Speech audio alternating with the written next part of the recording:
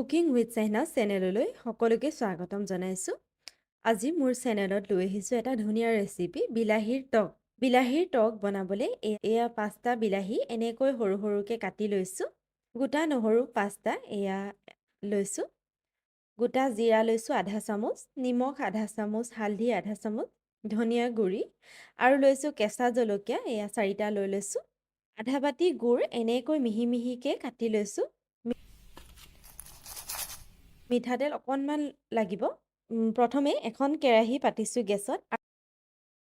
কেৰাহীখন গৰম হওঁতে এয়া মিঠাতেল দি দিছোঁ। তেলখিনি গৰম হ'বলৈ দিছোঁ। তেল এয়া গৰম হৈ গ'ল। এতিয়া ইয়াতে গোটা জিৰাখিনি অলপ ৰঙা হোৱাকৈ ভাজি ল'ম। এতিয়া ইয়াতে নহৰুকেইটা এড কৰি দিছোঁ। কেঁচা জলকীয়াও লগতে দি দিছোঁ তেলত। এনেকৈ অলপ সময় ভাজি নহৰুখিনি ৰঙা হ'ল। এতিয়া ৰঙা হওঁতে বিলাহীখিনি তেলতে দি দিছোঁ আৰু 15 মিনিটমান সময় ভালদৰে ভাজি ল'ম বিলাহীখিনি।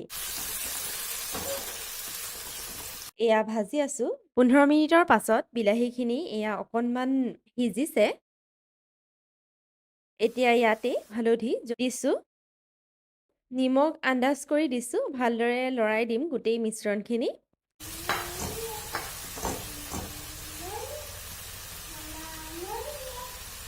এনেদৰে বিলাহীখিনি ভজা হৈ গ'ল। ইয়াতে 4 চামুচ গুড় দি দিছোঁ আৰু গোটেই মিশ্ৰণখিনি ভাজি ল'ম।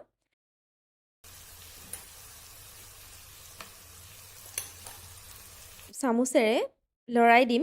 গুড়খিনি বিলাহীৰ লগত পেষ্ট হ'ব লাগিব। এয়া মিঠা কম হোৱা যেন দেখিলে পুনৰ গুড় অকণমান দি দিব পাৰে।